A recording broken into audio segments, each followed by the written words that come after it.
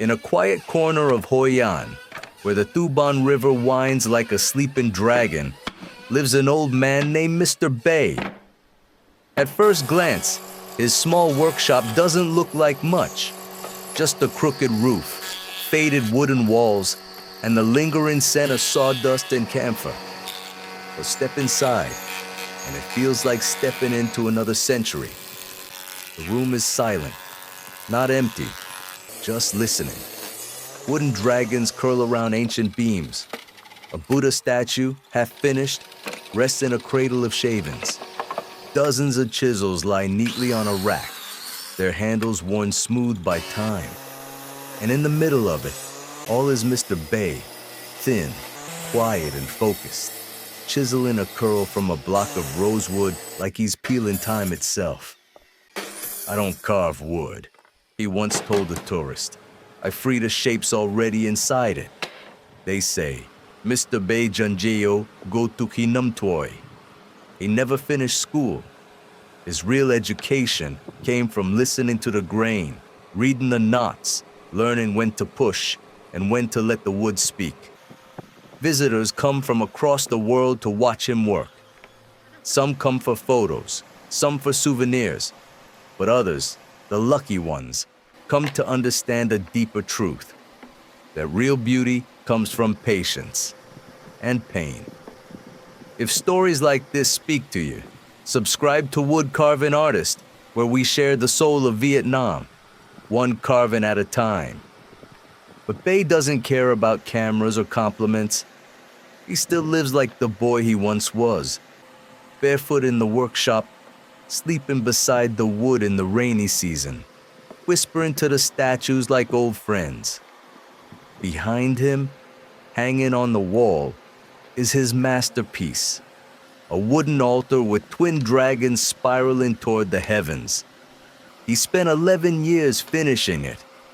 When a collector offered him $10,000 for it, Bay laughed gently and said, "Would you sell your heartbeat?" That's where his story begins. Not with glory, but with a stolen chisel, a bleeding palm, and a lesson carved deeper than any dragon scale. Before we continue, make sure to subscribe to Wood Carving Artist. These aren't just stories, they're living memories, waiting to be heard. When Bay was 9, he didn't dream of being a master carver. He just wanted to be like his grandfather, a man with strong hands, quiet eyes, and the power to turn wood into living things. The workshop back then was smaller.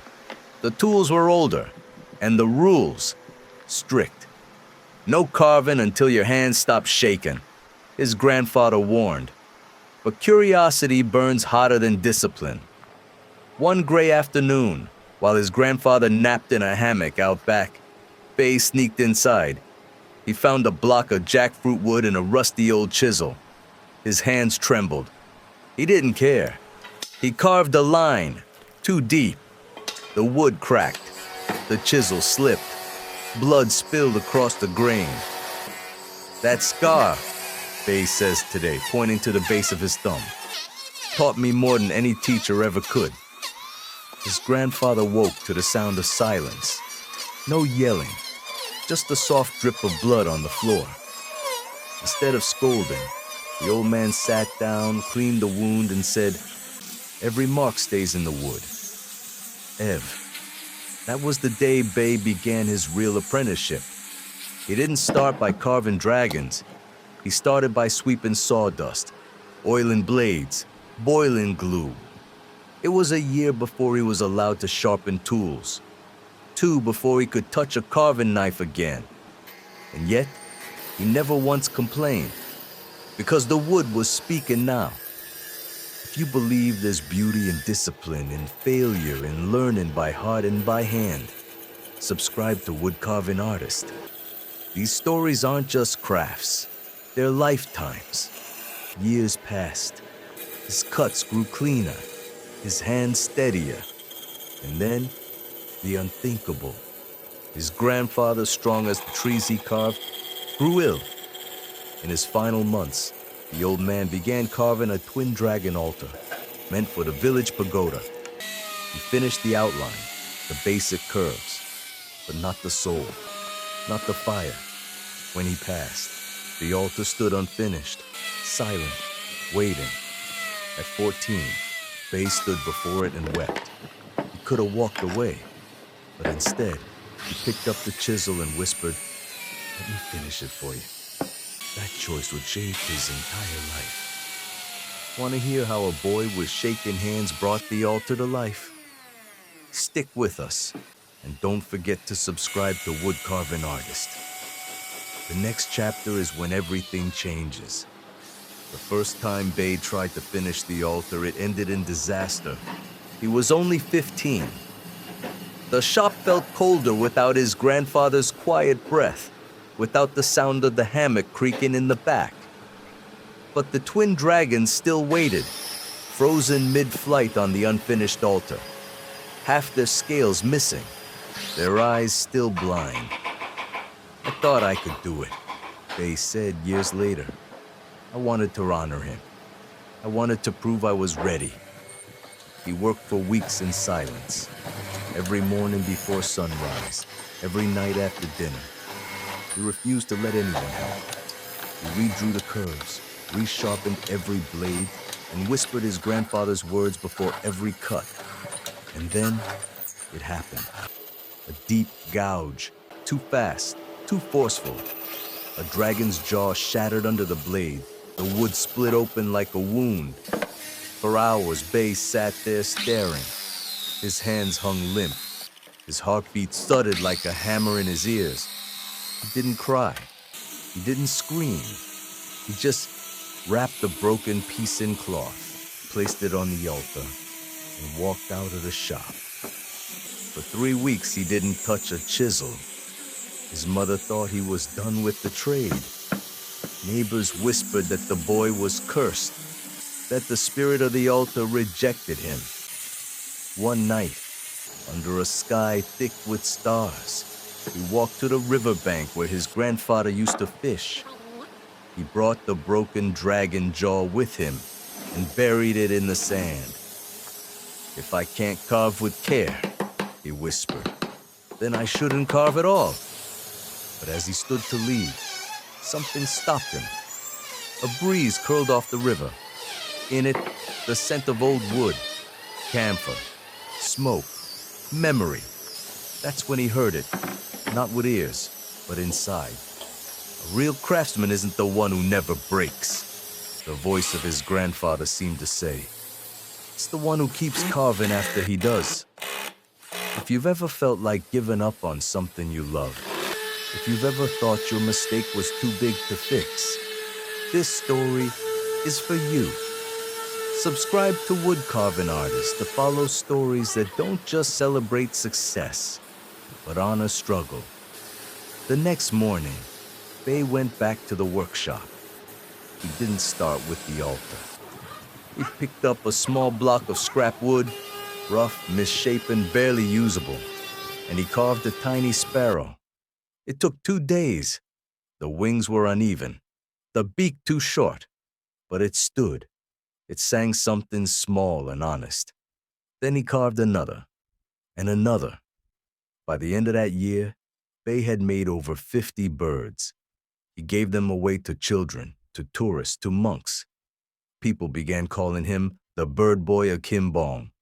The altar, he left it untouched for now. Because sometimes, healing begins not by fixing what you broke, but by carving something new.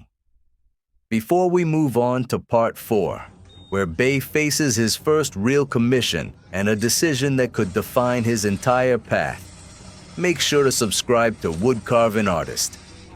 These stories grow with every view, every heart that listens. 2 years passed. The altar still stood unfinished, but Bay no longer avoided it. Every morning he greeted it like an old friend, one who had once broken his heart, but now simply watched, waiting. By then, the villagers had grown fond of the young carver with quiet eyes and steady hands. His little wooden sparrows had made their way into kitchens and pagodas alike. No two were the same. Each seemed to carry a whisper of something deeper, of resilience, of growth, of wings that remembered falling. Then one morning, a stranger came.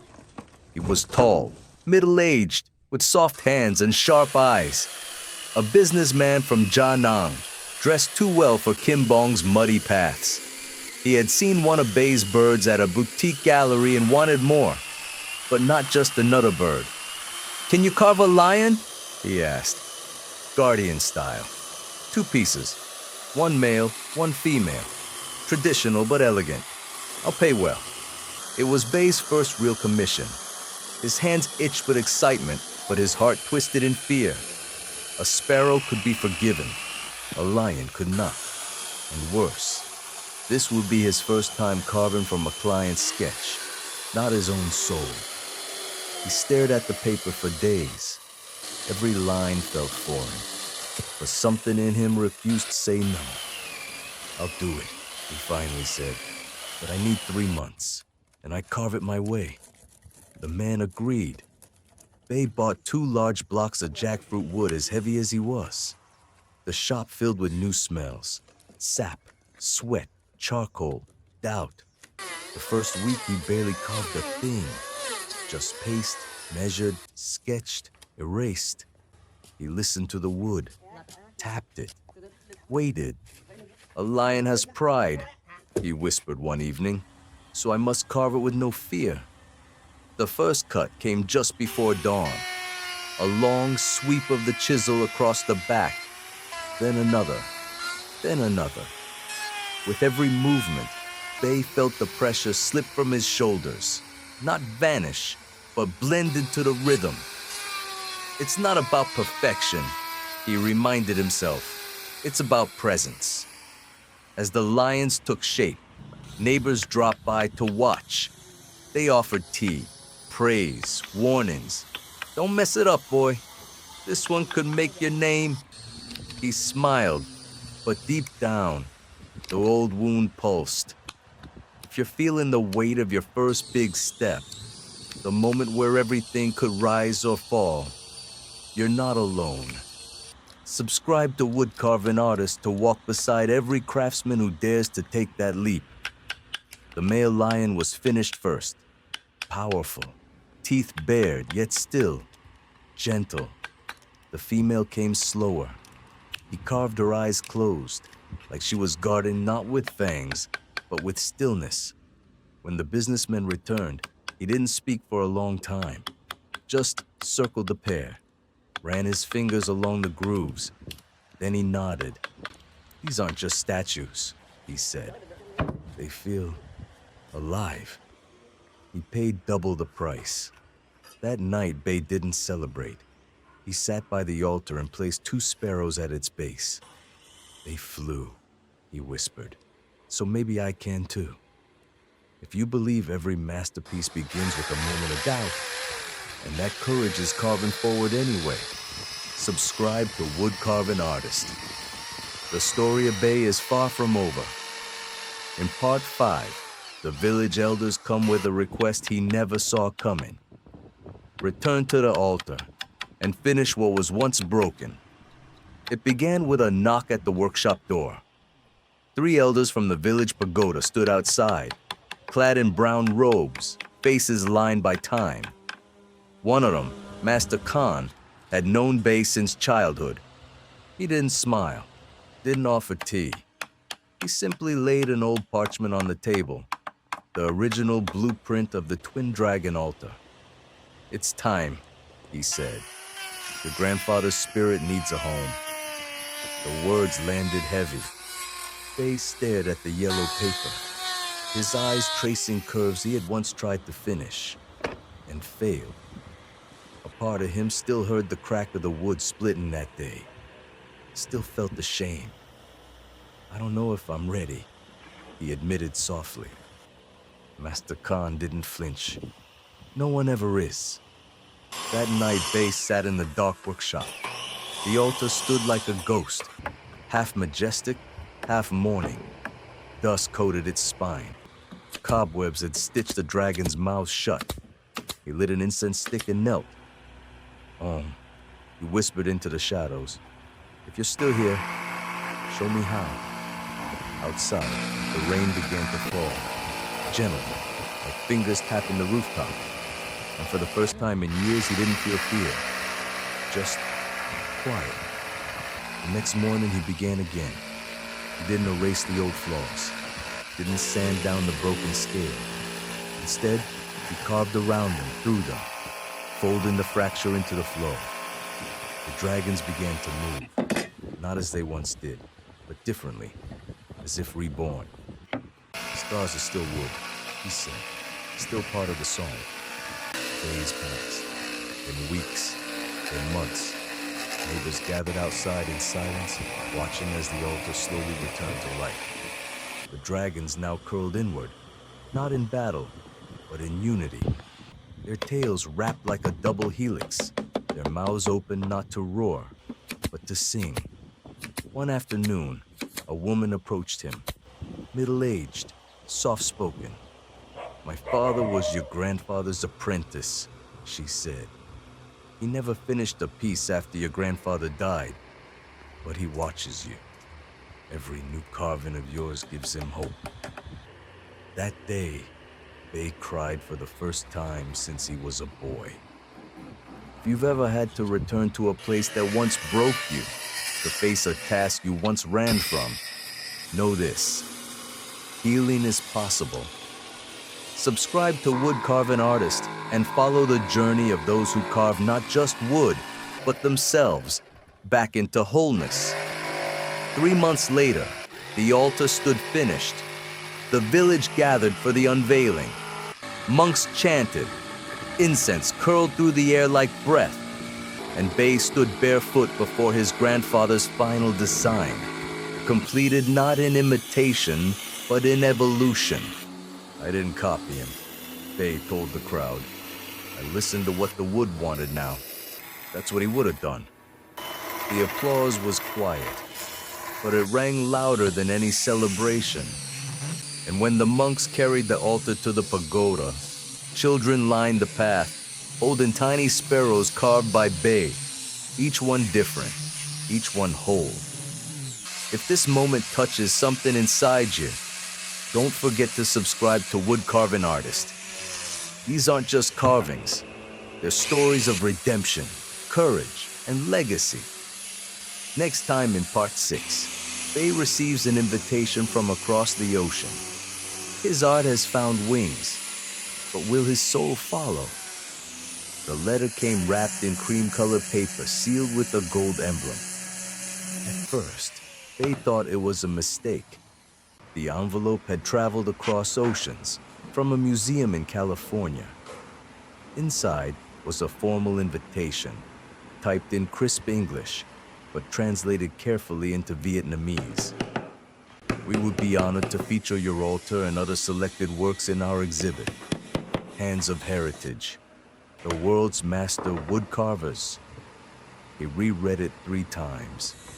His hands trembled, not with fear, but disbelief.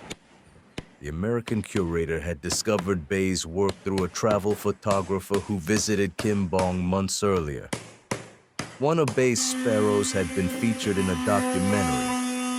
The curator saw it, not as a trinket, but as a signature. "Your carving speaks beyond language," she wrote. "We'd love to show the world what Vietnam holds in its hands." For the next few days, Bay didn't sleep well. He wasn't afraid of flying. He was afraid of forgetting. "What if I can't carve outside this village?" he asked a friend. "What if my hands don't know how to work away from this dust, this river?" But deep down, he also felt something he hadn't felt since he was 15. A tremble in his chest. Not weakness, wonder.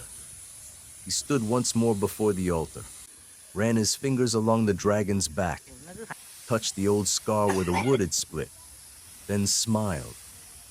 Maybe it's time to let the world see this. If this journey moves you, If you believe that tradition can travel and art has no borders, subscribe to Wood Carving Artist, where each story carries the sound of home. The village was abuzz. Children brought him gifts, snacks for the plane, drawings of dragons and sparrows. One little boy hugged him tight and whispered, "Bring us back stories, Uncle Bay. Carve their names into your wood." His mother cried quietly in the kitchen, not out of fear, but pride. Before he left, Bay carved one last piece, a lotus blossom cradled in two hands.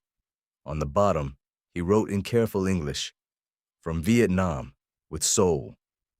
When he arrived in California, the world seemed loud, fast, restless. But inside the museum, the silence felt familiar, like the quiet of his own shop.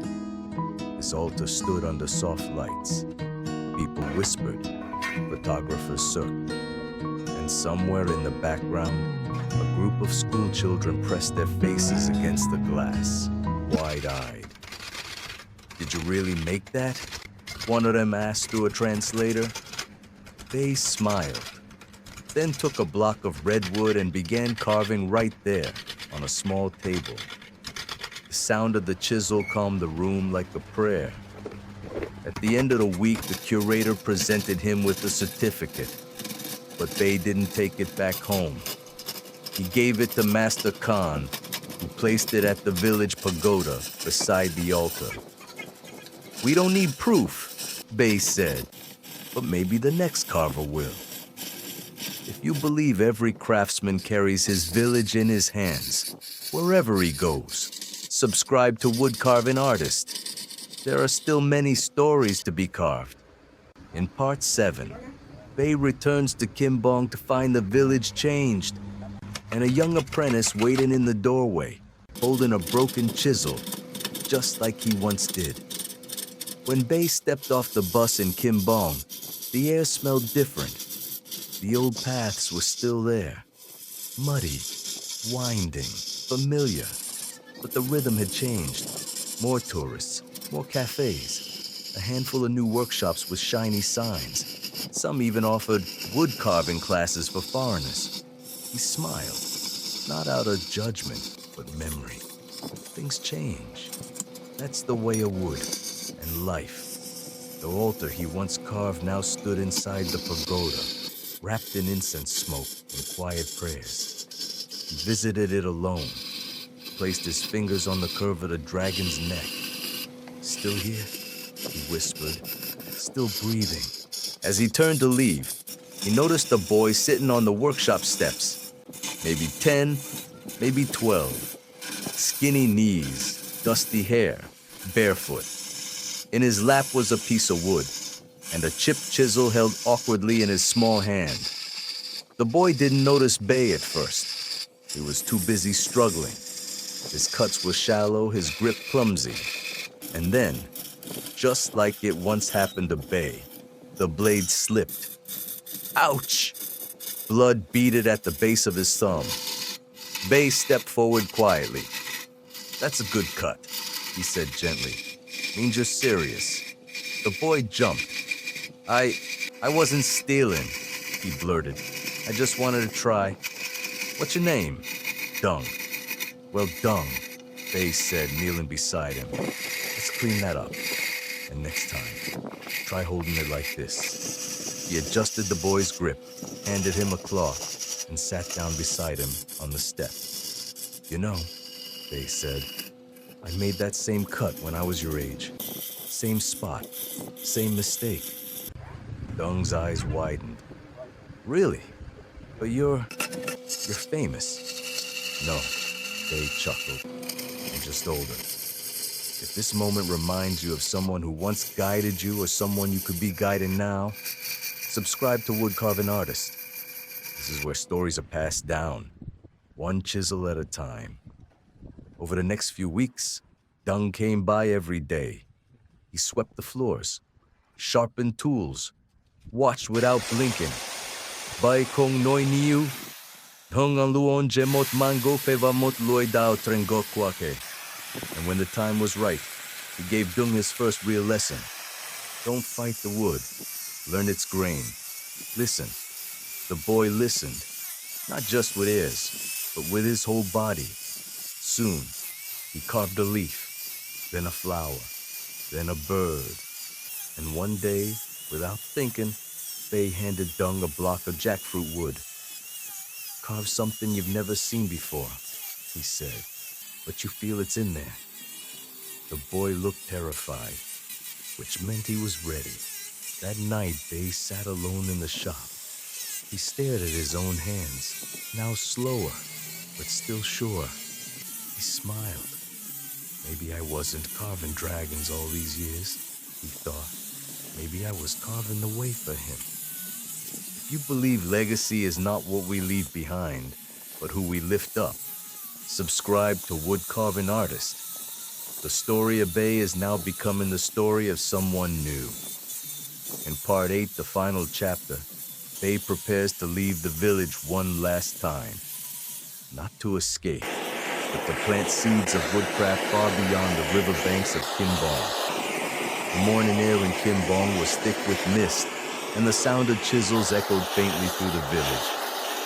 Bay Jungo Mip Kwa Chuong, Vali Trong Te, Na Juok Bo Kwa Nao, Hung Voi Kach Kongku.